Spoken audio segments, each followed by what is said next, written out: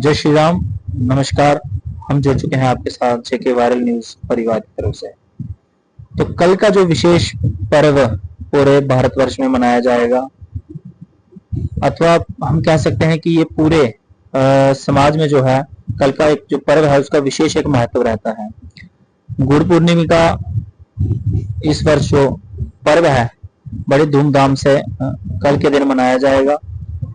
इसी विषय पर हमारे साथ जुड़ चुके हैं वैष्णव आश्रम प्रमंडल से ब्रह्मचारी श्री श्री 108 महंत रामकृष्ण दास जी महाराज।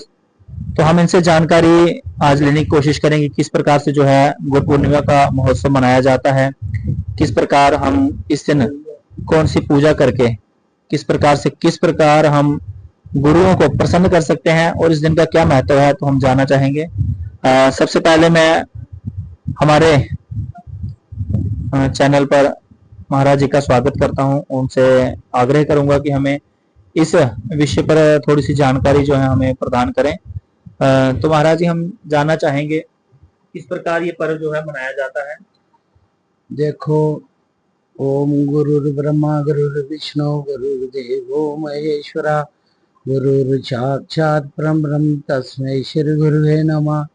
ये इस गुरु जो है परंपरा हमारे ऋषि मुनियों से चलती आ रही है, इसको व्यास पूजा कहते हैं। व्यास जी महाराज जी ने कि ये हमारे जो सनातन धर्म में है, ये व्यास गुफा पाई जाती है जहाँ व्यास जी ने हमारे जो ग्रंथ हैं 18 पुराण 6 शास्त्र 4 वेद यहाँ लिखे थे बद्रीनारायण धाम में।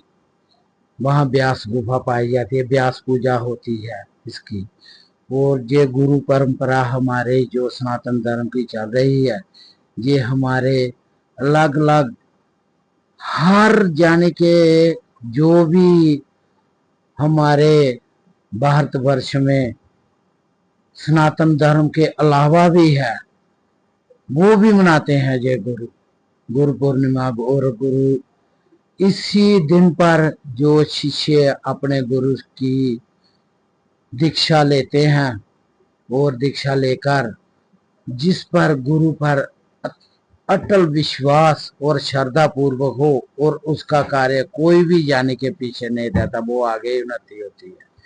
क्योंकि ऐसा होता है गुरु परंपरा में, जैसे हमने बॉम्बे जाना है, हमारे पास टिकट होती है, वही टिकट जो गुरु महाराज जी हमें दीक्षा देते हैं, उसी के सहारे हम भगवान से जुड़ते हैं। भगवान की जो लीलाओं का, भगवान जी के जो हमारा परम, हमारे मनुष्य जन्म का परम कर्तव्य जो है वो हमारा यही है, भगवत प्राप्ति।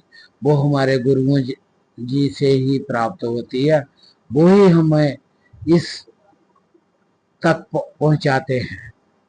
और ये हमारे गुरु जी जो हमारा प्रमंडल में स्थान है, वैष्णव आश्रम गौशाला प्रमंडल, ये गुरुकुल होता था, जहाँ पर जब हमारे इधर कोई हाई सेकेंडरी स्कूल नहीं होते थे, ये हमारे गुरुजी के पास आते थे, विद्यार्थी पढ़ते थे, काम काज करते थे गौशाला का और आश्रम का। इसी के सहारे वो काम करते करते ऐसे कथाएं लीला करते थे, और जिस पर विशेष कृपा हो जाती थी विद्यार्थी पर, उसको अपने आप खुद ही सारी विद्याएं आ जाती थी गुरु के आशीर्वाद से। बोलिए सियावर रामचंद्र महाराज की जय। तो महाराज जी, एक बात मैं आपसे पूछना चाहता हूँ कि कुछ लोग जो है गुरु दीक्षा लेते हैं, गुरु मंत्र लेते हैं, और उसके पश्चात कुछ समय बाद जो गुरु है वो बदलते रहते हैं, या फिर अपने गुरु के बारे में खुद ही अपने मुख से निंदा करते हैं।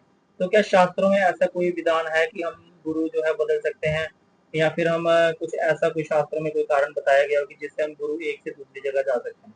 देखो, ये शास्त्र में एक कथा आती है, जो दत्तात्रेय थे उनके 22 गुरु थे, जिससे जो प्राप्त लाभ होता है, जिससे जो उसको शिक्षा मिलती है, वही गुरु है। जो सबसे प्रथम गुरु जो है ना, वो हमारी माँ है। माँ जो है बच्चे की प्रथम गुरु है।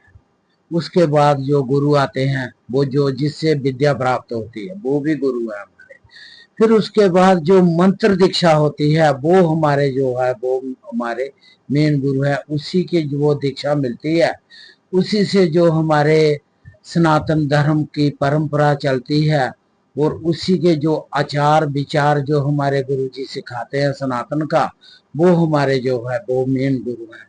इससे हम जिससे भी जो शिक्षा प्राप्त होती है वो ही हमारे गुरु तुल्य होते हैं।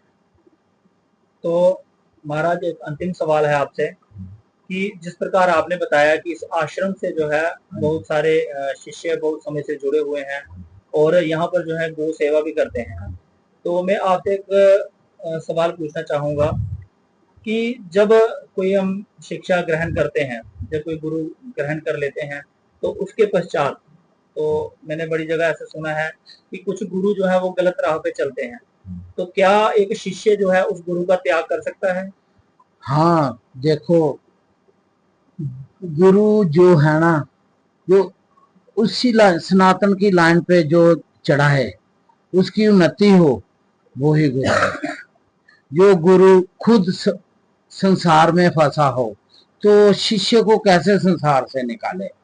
गुरु वही है जो विरक्त है, वो ब्रह्मचारी है और जो भगवान से जुड़े हैं, वही है। जो खुद संसार में फंसे हैं तो वो गुरु कैसे उनको विरक्त कर सकते हैं, उनको कैसे दीक्षा दे सकते हैं, उनको कैसे उस राह पर चला सकते हैं? वो नहीं चला सकते, उनकी उन्नति नहीं हो सकती। यही है कि पहले गुरु जो है वो खुद उनका आचार विचार जो संस्कार वो अच्छा होना चाहिए, वही दीक्षा दें। और गुरु परंपरा में हमारे वैष्णव में यही लिखा है कि गुरु जो है ब्राह्मण कुल का होना चाहिए, पहली गालो ब्रह्मचारी होना चाहिए, विरक्त होना चाहिए और उसके संस्कार जो आचार विचार है वो अच्छे होने चाहिए, फिर भगवत प्राप्ति होती है। धन्यवाद महाराज जी। तो आप सभी हमारे चैनल के माध्यम से आपने जाना कि कैसे हम एक गुरु मंत्र ले सकते हैं और किस प्रकार हमें कौन से वर्ण से गुरु को धारण करना चाहिए। तो इसी के साथ आज का जो मुझे अंतिम जो सवाल महाराज जी से पूछे उनका जवाब जो था उन्होंने हमें बताया। तो आप सभी से प्रार्थना है कि इसी तरह से अच्छे ज्ञान के लिए हमारे चैनल को जो है आप सुन सकते हैं। और जो हमारे साथ आज जुड़े हुए थे ब्रह्मचारी महाराज श्री श्री 108 रामकृष्ण दास जी वैष्णव आश्रम प्रमंडल से, तो कल हम आपको अपने चैनल के माध्यम से लाइव यहाँ पर जो गुरु दीक्षा का कार्यक्रम होगा, जो गुरु पूजन किया जाएगा, वो हम आपको दिखाएंगे और कुछ झलकियां हम आपको गौशाला की भी दिखाएंगे। जय माता दी, जय श्री राम।